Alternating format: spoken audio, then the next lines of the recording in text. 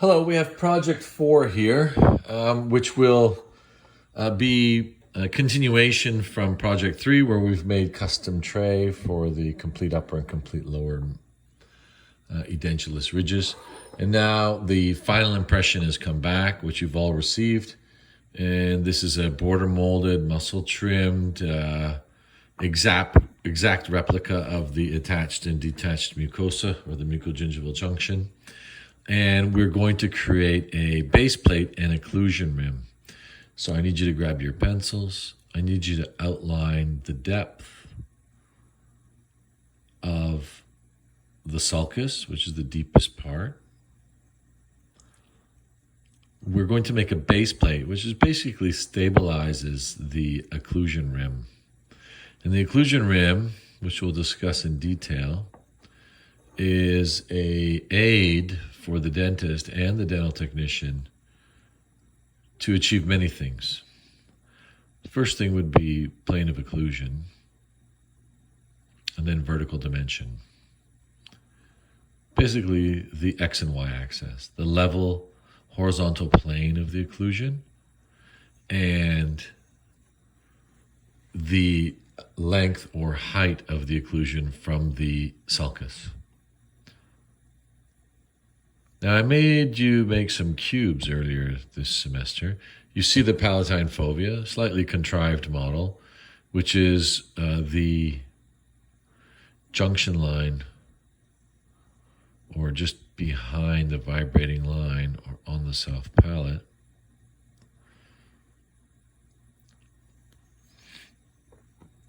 And there we have our base plate, or at least our extensions outlined. In second year, I'll probably make the base plate for you, ask you to make it just the palate, which is just a tool. It's not, the patient's not going to wear the occlusion rim as a final prosthetic. It is an aid and a tool. As long as it's stabilized, it doesn't bend, it doesn't warp, it doesn't rock, it doesn't tip. I mean, that is the goal. Here's one finished on our project 5. And as you can see, my base plate here on project 5, if I can outline it, is a lot shorter. As you can see it outlined. We'll save that for project 5 and 6 and next year. But for this exercise, let's see if we can make the whole base out of our light cure acrylic, which we've experienced with our custom trays. You can see the PowerPoints discussed blocking out some undercuts. I mean, this is the final impression that we're going to inject plastic on, whether we press the plastic or inject the plastic. So we don't want anything happening to this model. No chips, no scrapes, no scratches. No chips, no scrapes, no breaking. So what I'm going to do is, there is some rugae here and incisive papilla. I may just add a little bit of wax to block it out. I'm not going to have the base plate sit tight on the incisive papilla,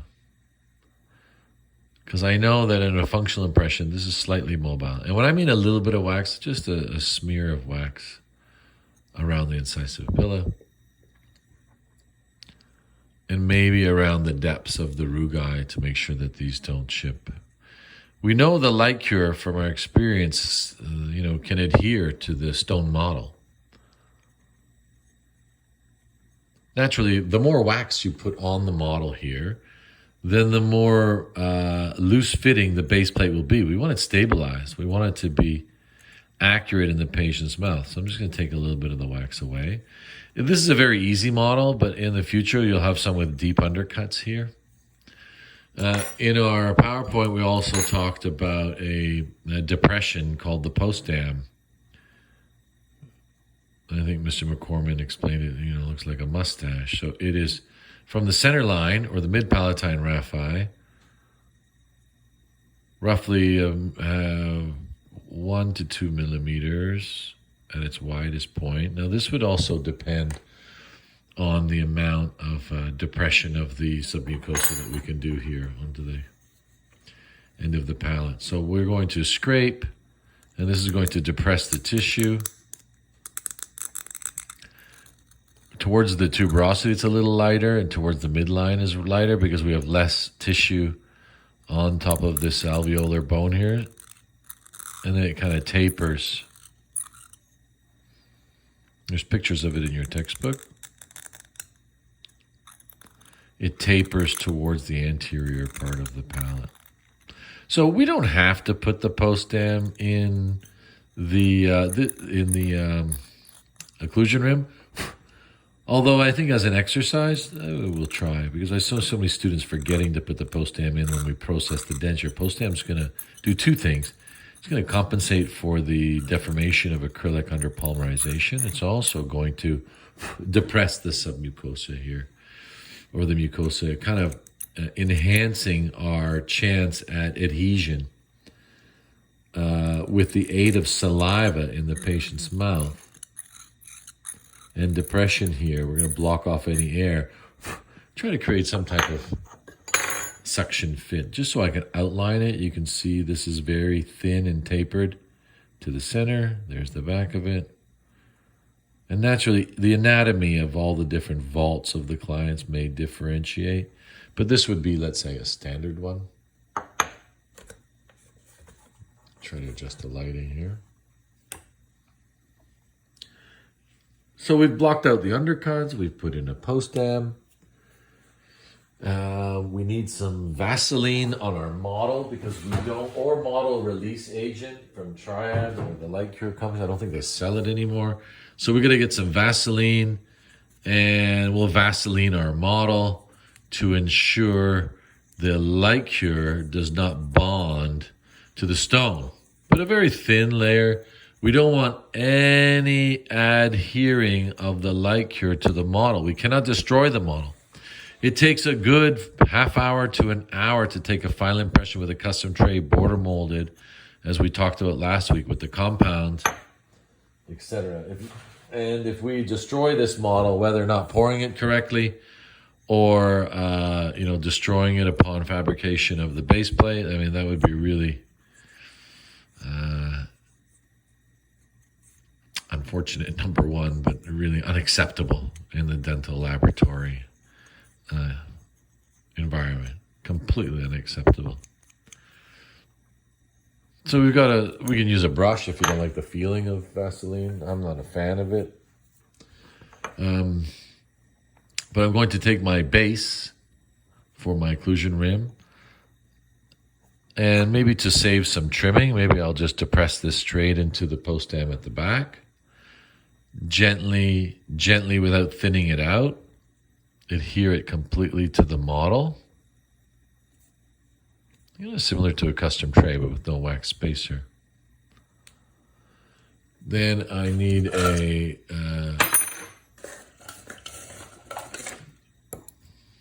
sharp scalpel. And I want to have a wax border just in case the dentist had any air. I told you it was a very practical approach. So I don't want this all the way down the base. We're going to cut this slightly short of our line and around our frenums and leave a wax border. It'll be more pleasing to the patient, a little softer, a little smoother. And in case there's any overextension, then the dentist will be able to, easily relieve the border of the base plate because it's in wax. And you can see here I've left a good even distribution of wax. So I want that wax border the same width all the way around. I think that shows that we have a strong command of our dental materials as a dental technician. I mean, that's our goal. I mean, we're beginners here, but we will try our best to keep the same length of wax. As you can see here, I got about a 2 to 3 millimeter border that I'm going to use, have as a border of my occlusion rim. Now that wax border would only be in the buccal and labial sulcus. On the posterior part of the base plate, I'm going to opt for no wax border. Just in case we're overextended in the final impression it's easier for the dentist to remove a small amount of wax if it's overextended rather than getting out burrs and trimming, which I think you would agree with that after trimming those custom trays. Maybe I'll cut off the length first. Oh, off screen. And remember, we have some frenum areas here to consider. I think there's 2 on this side. And we're going to have an even thickness of wax for the borders.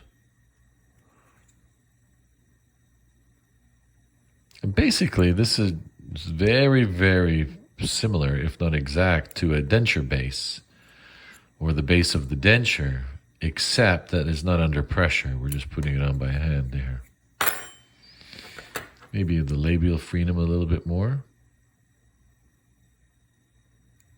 So a sharp instrument is good, but please don't surgerize your model or cut your model or damage your model in any way. Model preservation is the utmost here. Better make another base plate or occlusion rim rather than destroy the model. So as the custom tray, I'm going to make sure there's no air underneath here and depress it completely. Got it short. The better I can trim here prior to polymerization, the less trimming I have with my handpiece.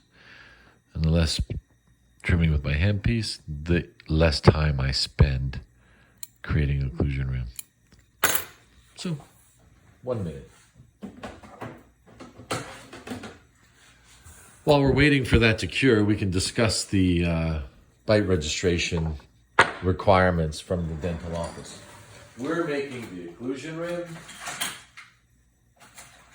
but the dentist is using the occlusion rim. We need to know what they're going to use it for.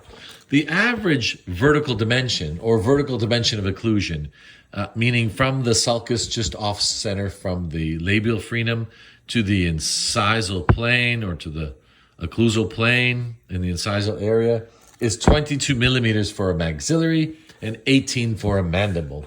This is averages of people. So we are going to start with the average, and our occlusion rim should be from this area, lo and behold, 22 millimeters. Here I think I have 22 and a half on this example, but 22 millimeters is the starting point for the dentist. The first thing the dentist is going to do is establish the horizontal plane or the occlusal plane. And this occlusal plane is perpendicular to the interpupillary line of the patient, meaning an imaginary line drawn through the pupils of the patient. There's also the allotragus line from the ala to the nose to the tragus of the ear. So we need to have some anatomy. Is parallel to the interpupillary line, is parallel to the allotragus line, is parallel to the occlusal plane. And they will use something like you have here, and they will establish the occlusal plane, which is the length of the denture. It's not very important that the patient function appropriately. This is obviously up to the dentist, but that's why we're making an occlusion rim. They establish occlusal plane. Once they've established occlusal plane or vertical dimension and occlusal plane, the dentist will continue to mark, the probably very first thing would be the midline. And this is giving us an aid of where the midline is of the two centrals. It's not necessarily the same as the labial frenum, but often it is. It's not regularly that it's the median suture line, but often it is, or midline of the incisive pillar, but it often is. So they will take the midline of the patient's face, and then they will mark the midline on the occlusion rim. Prior to marking the midline, they've got vertical dimension, they've got occlusal plane. They also need to have labial lip support contour. As I showed you in the PowerPoint today about lip support. Too much lip support, meaning if the teeth are too far out labially, the orbicularis will probably contract and dislodge the denture or work against the adhesion forces. If the incisal edge is too far lingual, then we'll probably have a collapse of the upper lip and a very anesthetic result. And there'll be no lip support. So the dentist will continue to adjust your occlusion rim with labial contour. So, vertical dimension, occlusal plane, labial contour. After those, midline. Now, if you look down on my model, generally speaking, if they do not give you labial contour, the facial aspect of the anterior region from an occlusal view will fall just into the mucogingival line. If you can't see the land area of your model from your setup and your teeth are way out here where my instrument is, or conversely too far in, you're the wrong labial contour. Now, I'm just generalizing there, but that's a good rule of thumb. Occlusal plane, vertical dimension, labial contour, buccal corridor contour, midline, canine line. This is canines are on an angle, so it would be the midpoint of the canines, generally, because they're rotated. And a lip line when the patient smiles. This will aid in us choosing the width of the teeth, the width of the anterior teeth, the height of the anterior teeth, so we're not looking at a lot of gum when we're smiling. And we're going to go into more of this in second year. But this is a really basic thing of what the occlusion room is used for. Occlusal plane, vertical dimension, midline, canine line, midline, labial contour, buccal corridor contour. And we are going to start making our occlusion rims at 22 millimeters. Not only just 22 millimeters from the labial sulcus to the occlusal plane. This is just an average, as I said. But the width of the rim here, we're going to make the back 8 to 10 and the front 4 to 6. 4 to 6 millimeters, 8 to 10 millimeters, you have a range. Like 10 millimeters pretty much in the back and 6 at the front. And then you must measure your occlusion rim with these rulers that we've given you. This is 9, if not 10, and this is the same 10. We need to show some symmetry in our occlusion rim. And we're not going to have one way off the ridge and one inside the ridge. The posterior region of the occlusion rim is on the ridge. If we look at the labial contour from the side angle, this is probably about a 10 degrees, or conversely from the occlusal plane, 80 degrees. So a 10-degree slant on the occlusal plane. As you can see, it's angled in. If this is 90, then this would be 80. I'll use a pencil. If this is 90 to the occlusal, this is an acute angle at 80. Or the negative would be 10 degrees if we did 90 minus 80 is 10. And this is just an average lip support. And usually the facial contour of the teeth will fall just inside this land area as I've described on my model. Now, this is a tool for the dentist, but we need to know what it's used for so we can fabricate ours correctly. The occlusion rim is, roughly $45 in the marketplace. So you can do the math on the time required to make an occlusion rim. The better, you don't have to rush, but the more, let's say, expeditious you are in trimming the borders or cutting the borders, then that is going to kind of save time making the occlusion rim. I'm going to take the rough edges off the base plate. The base plate is going to sit in the patient's mouth. I don't want any sharp edges. Relieve the frenums.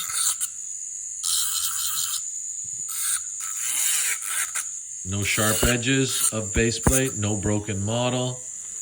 I'll rinse it off, and then we'll go and we'll start to the addition of wax. I may roughen it off to take that kind of glycerin layer off the top of the light cure. May taper the back section down slightly, just slightly to the post-dam area. If you've overextended, then you've gone too far, then you must trim. Possibly not the most glamorous job in the denture department, but definitely the most necessary. The better the occlusion rim, the better the chance you have at creating a setup that doesn't need a check bite or a new try-in, aesthetic try-in. This must be stabilized. You cannot destroy the master model, which we did not. We had a little bit of block out for undercuts just on the safe side. And there I have an even thickness of a wax border. No, that's fine. A little bit all the way around. An even border. So now we're going to add wax to the model. If the model is dry with no Vaseline, wax will stick. So generally you have different choices to make wax not stick to stone. It's fine here for the block out, but you could use Vaseline. You can soak the model in water. As you've noticed when you had your wet models from trimming for your custom trays, the wax would not stick on a wet model. I prefer that way, but Vaseline or soaking the model or even denture separator would work fine. We have three options.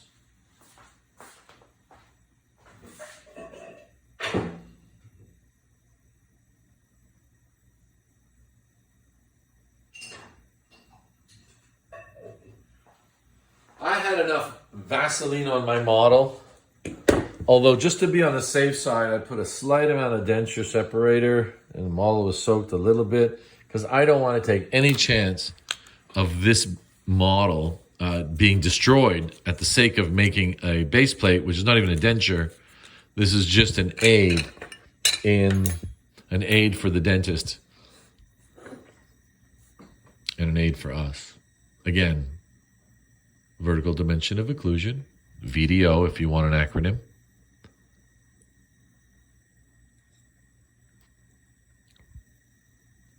Plane of occlusion, horizontal plane of occlusion is what I'm talking about. VDO, HO, horizontal plane of occlusion. Midline, canine line, high lip line, and then a byte registration, which we have not discussed yet, which is the final step. And that byte registration is a relationship between the mandible and maxilla, often termed as maxillomandibular relationship. Some people casually call it the bite, of where the relationship of the mandible and maxilla is. If I show you the mandible here, where does the patient in this arc of opening close? Or where is this relationship? Is it over here? Is it over here? Is it over here? Because we must establish an occlusion within this vertical dimension or in this relationship. So the dentist is going to create a relationship between the two rims. We'll call this centric relation. So this is a centric relation record. An easy to remember way to remember it is it's a relationship. It relates, it's not exact, of the maxillary and mandibular centric relation. There's a term and a definition, the uppermost, midmost position of the head or neck of the condyle in the glenoid fossa in an unrestrained position is centric relation. This patient cannot occlude, cannot close. There's no teeth. Us, or we, have teeth. This would be called centric occlusion. There is an occlusion between our natural dentition. Centric occlusion, no teeth, centric relation. Please don't mix the two up. We've got lots to discuss about these byte relationships, but we'll start with the most basic one, and the most important one is a centric relation, a relationship between the mandible and maxilla. Edentulous, obviously. Now, if you've noticed, what I'm doing is I'm using my number 7 spatula, and this is a beginner has the issue of not using the wax and controlling the wax hot enough. They just put it on and say, there it goes.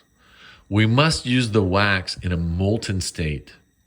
The hotter the wax, the more it flows, and the less air entrapment I'm flowing wax all the way down the periphery. So there's no bubbles. I'm going to get basically an impression of the periphery or mucogingival junction in wax. And it's going to be a wax border of this rim. Retail value of an occlusion rim, $40, $45, $48. Cost, $1 for the light cure and 50 cents for the wax and final impression model. But where the cost is in labor and dental technology. It takes time, as you can see while I'm talking here. It takes time to make an occlusion rim. It's all labor intensive. So I've got wax all the way down in every border.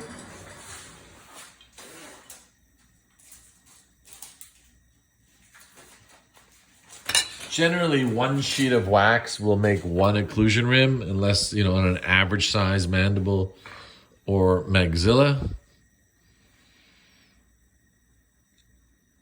I want to make sure that I have this flowed all the way down nice and hot.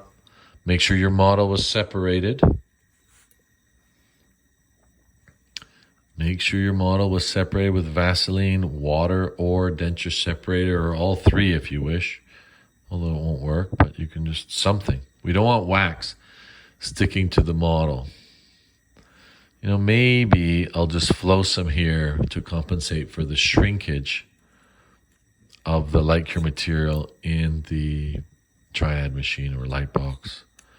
There is some level of deformation. And we'll just put a little bit there. I still see the fovea here at the back. Excellent. So this is the base of our rim. Very stabilized. My next step would be to get a sheet of wax and warm the wax. The warmer the wax, the softer the wax, the easier it is to manipulate. If the wax is hard, you cannot manipulate the wax, almost to the point where it will burn your fingers. Fold, roll, fold in half. I'll do both. I fold it in quarters. Maybe I'll fold it in half here. Expel all the air out of the wax layers between. I'm squeezing the air out.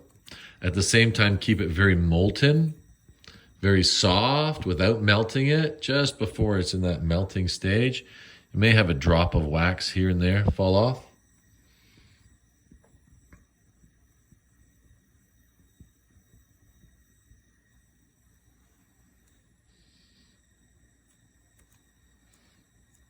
Squeeze all the air out.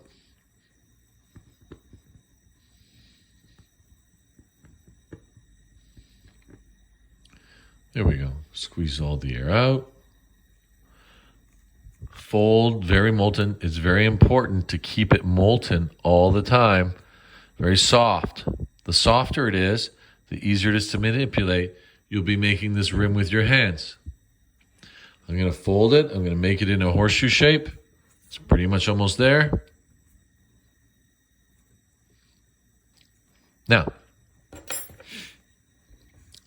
maybe with the aid of an alcohol torch, which I have here.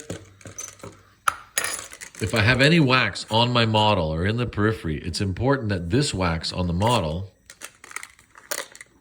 is soft and molten. So I'm heating it up with my alcohol torch. So I'll be better to join the two layers of wax together. The one that I've rolled up and the wax that was on the model. So I'll start on one side. And I'm doing this all by hand, squeezing it down on top of the other wax, making it as one, best as I can. On the lingual, on the labial is what you see, and on the buccal. Use your hands. Try to create that 10-degree angle at the front. A visual memory of what 22 millimeters is. If you need a ruler, have a look. I'm near 30, so I've got lots of room. If it starts to get a little bit cool on you, you can just heat it up with your alcohol torch.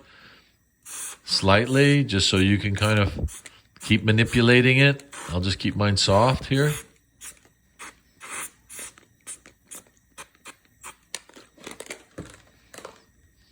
Excellent. So I say, right? I have a denture knife, this small one. I got a sharper one over there.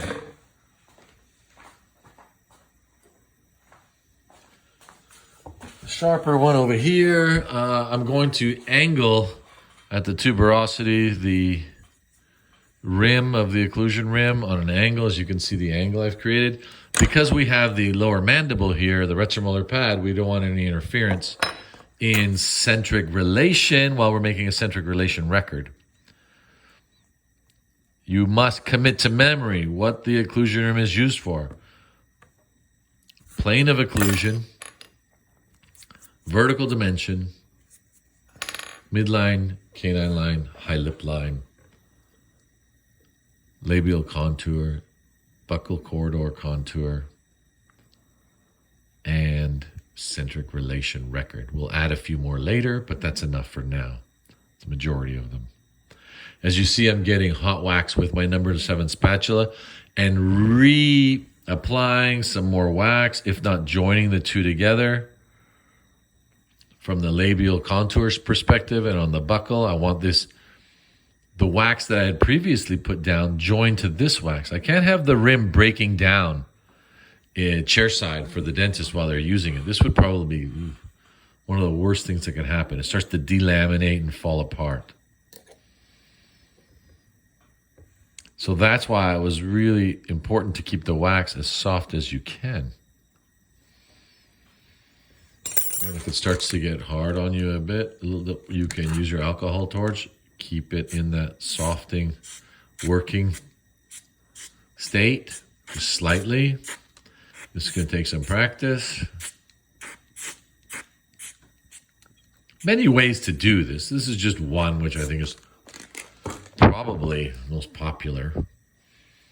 I've seen some laboratories where they got preformed wax rims. That's great, but those preformed wax rims is a very soft wax, and we'll discuss in second year what theoretically that's better for or used for in a byte registration state. This would be, Occlusion Rim 101, what you would find in the marketplace generally. Large laboratories use the preformed ones, although I'm probably challenged that it's just as much work. I'm adding a little bit of wax on the palate just so it's all one. I don't want the patient's tongue finding anything in their mouth that's sharp. So here we have our occlusion rim. I'm guessing where 8 and 10 is in the posterior. I got my 10-degree angle at the front. If I don't, I can start pushing from the inside with my thumb, recontouring from the outside. The posterior ridges or wax rims are just on the buccal side of the ridge, because we know the maxillary shrinks in towards the center and in from the side. It's not just straight down like the lower. I'm going to take my rim former. I'm going to heat it up. And this is why I was always a little bit nutty about the base of the model being parallel to the base of the ridge, because it makes this step very, very let's say, easier. Because then I can easily visualize where the base of the model and the base of the model is parallel to the ridge, which is parallel to the occlusal plane. And normally I would do this over the Bunsen burner and preserve that wax. Why not? But I don't have it in front of me here. I want to stay on the screen. You can use to do this kind of labial contour. There's no dips, valleys, or depressions in the labial or buccal contour of this rim. This is already molten, so I'll just add some of this. Why not? It's a little softer than the wax in my pot. So if I have any depressions, as I such right here, I'm going to fill it up with a little bit of wax, because I want it like a wax wall of labial contour. No depression here. So that's why we wanted the base parallel to the ridge, because then it's easier for me to make the rim parallel to the ridge, which is going to be generally parallel to the alatragus line, which is parallel to the interpupillary line, which will create a parallel horizontal plane. So when the patient smiles, it doesn't look like their teeth are hanging down on one side more than the other, or hanging down from the back, or hanging down from the front. I can get my alcohol torch. I can smooth the wax here. Oop, a little bit too soft. I see it starting to drip there.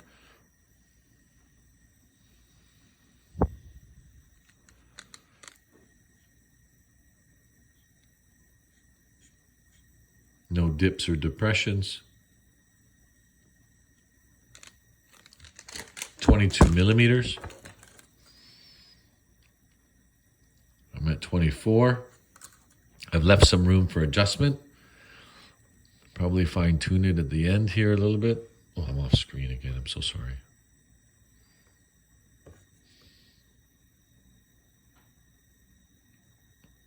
Don't want to do it all at once. Kind of gradually get there. Now, a lot of textbooks will talk about how high off the tuberosity should your occlusion rim be. Tuberosities come in different sizes and shapes, so therefore I say the occlusion rim parallel to the ridge. If that leaves you 1 millimeter above the tuberosity, so be it. If it is 10 millimeters above the tuberosity, that's fine too. So as you can see here at the back, I'm angling down, getting rid of any kind of discrepancies, creating a homogeneous, making it a bit rounded. There'll be no occlusion beyond, halfway of these tuberosities. I'm kind of visualizing canine line 4, 5, 6, 7. I don't need 8 back here. Occlusion for an 8. Just to the end of 7, even middle of 7, end of 7. Beginning of the tuberosity. Now, as the wax is starting to get hard, I have a choice. I can continue to keep it soft. I can start taking off some of the extra bits. I can also check my 4 to 6 in the anterior, 8 to 10 in the posterior. If not this year, next year, you'll receive a Colbeck plane. Do I have one here? They come in metal, they come in plastic. And here, it's got some very useful measurements here, 8 to 10 cut out. So it's easier for me to measure 8 to 10. I'm a little bit wide. You can do 4 to 6. Here they're only going to 4, but I'll usually go 4 to 6. I can use the same one. They've got 18 and 22. We said vertical dimension at 22. I am just shy of 22. And usually this is arbitrary. We don't have to get really nutty about the 22. But this is just, usually there's a midline here, and just a distal to where the central would be, not quite the deepest part of the sulcus. You would measure from this area, generally, all the way to the maxillary. Here I still got 24, so I'm going to take some down, and I've got a little bit wide at the back, but I've left some time for me to do some handwork here, create the proper width from the palate. And here I can decide, do I take my 2 millimeters from the palate if I'm not outside the ridge enough? I can shape my tuberosity area. Now, consistency, symmetry, left equals right. It's got to be the same. Don't make one side thick, one side thin. Don't make one side 10 and the other side 6. If it starts to shrink up a little bit, I want to get my 10 degrees back in there, which is thinning out my anterior wall back to 4 to 6 here. Using my thumb from the lingual and my hand from the labial. And if I have any depressions here, I can fill them in with wax. I've just created a slight one.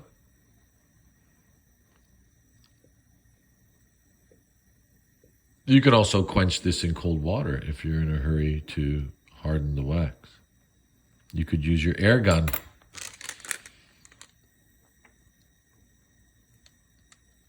Soften it up one more time because I want to move it back. I think I pushed it a little too much.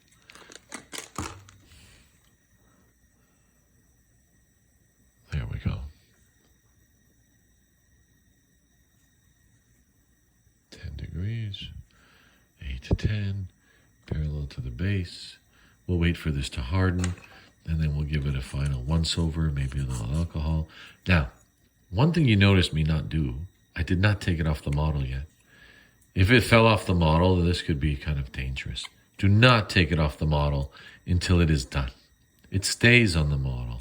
I don't want any wax on the intaglio surface or the underside of this base plate. Not so bad. Let me cool it off quickly so we can move to the next step. Be patient.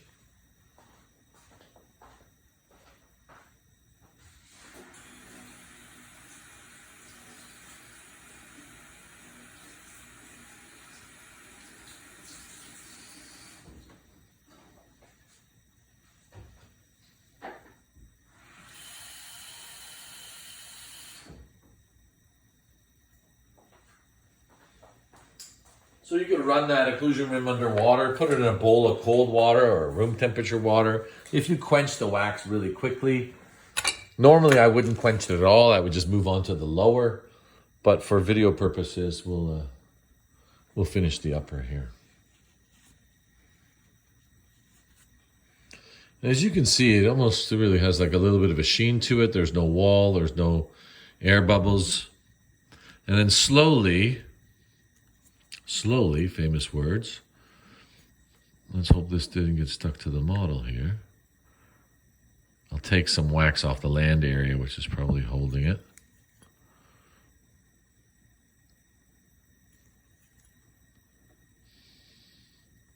So I've overextended the wax onto the land area of my model, which would have been created with the beading and boxing of the final impression.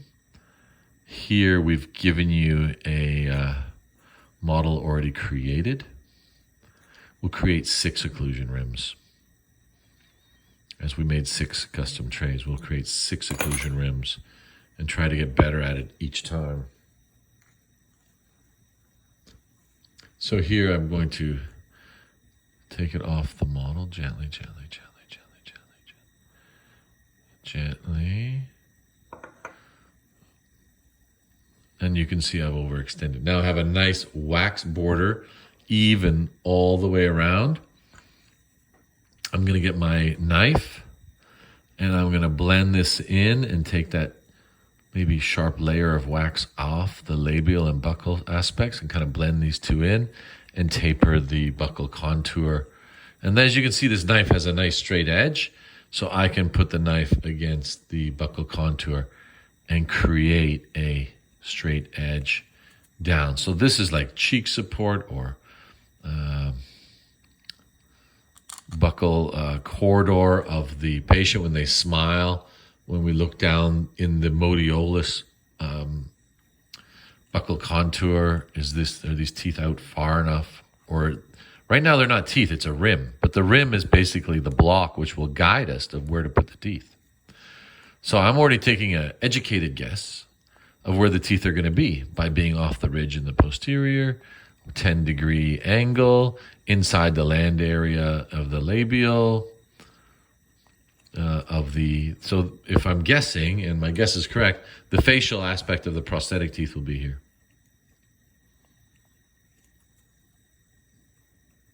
You can see there's a different color here. It would have been nice if I could match it up. I'll try to blend it in because I heated that wax up. And maybe the wax in my, it's pretty much the same.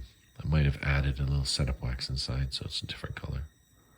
A little harder in the wax pot of the Bunsen burner is where I got the wax first. Here at school, we don't have that problem because the wax is pretty much the same. Any wax kind of snuck under from the shrinkage of my post-hem. Just want to make sure it's nice and clean. Remember, neat, tidy, clean. This is going to go in someone's mouth. They don't want to look at something with a big mess and black stuff and dirt and dust and grime underneath. This has to be tidy. Again, you can see my knife as a flat edge, and I can create this 10-degree labial contour. If my knife is along the labial contour and there's air underneath or a space, then I know that this is not a flat edge contour, buccal corridor or labial. 8 to 10, 4 to 6, use a ruler, 22 from the labial. I'll leave this as a sample, and we'll continue to make 6. Hopefully we can get to finish those today. That's the goal. We always got to have a goal, because we want to move on to the next step. And then once we're finished all the steps, we'll move back to the beginning and do it again. You can see here I'm almost using my hand or my thumb and kind of smoothing it out. If you could use a paper towel, you can use a little hand cloth that I have here. Oh, nice. Almost this is smoothing it off. The better this looks, the better foot forward I put forward in showing the dentist our ability, dexterity-wise, to create wax rims. You might say, oh, it's just a wax rim. It's probably one of the most important things. If you want alcohol, be very careful. Don't ruin it now with the alcohol. Very softly, gently, maybe taking some of the striations of the wax off. You can see in the reflection, I've angled it in the light. You can use soap and water. You can use nylon. You can use a little hand towel. You can use your thumb. You can use the alcohol. Try to make this smooth. Now, my lingual side's not as smooth. I'm going to work on it here gently with my alcohol torch over and over and over again. If I have any white blanching of the wax where I see it's not really adhering, as you see right here on this side, it would be in the first quadrant lingual. I'm going to heat up my spatula and try to refuse that wax. I don't want this rim delaminating or coming off the base plate during the byte registration. What kind of byte registration? Centric Relation byte registration. What is the occlusion rim used for? Number 1, vertical dimension, the length of the teeth. Number 2, occlusal plane. I think probably occlusal plane before vertical dimension, but simultaneous. Occlusal plane, vertical dimension, labial lip support, buccal corridor. Then we'll move on to midline, canine line, smile line. Finally, centric relation record, which is a relationship between the maxilla and the mandible. Okay, so let's get all the uppers done, and then we will come back and revisit and discuss the measurements for a lower. But I think the maxillary will be challenging enough. We'll start there. And again, any sloppy ones, you can look at the rubrics evaluation guide of what I'm looking at. Homogeneous or homogeneity, measurements, adaptation, base plate adaptation to the model. Neatness should be number 1. Neatness. We want this wax to make it look like it came right out of a form or a machine, or it was pre-formed. Even though we're making it by hand, I'm still playing with the lingual here because I had a little bit of depression, and I'm fusing it together and rounding it. I could spend an endless amount of time on the occlusion rim, but the thing is, how fast or how good can it get in 40 minutes? Right? And usually that dictates when I'm done.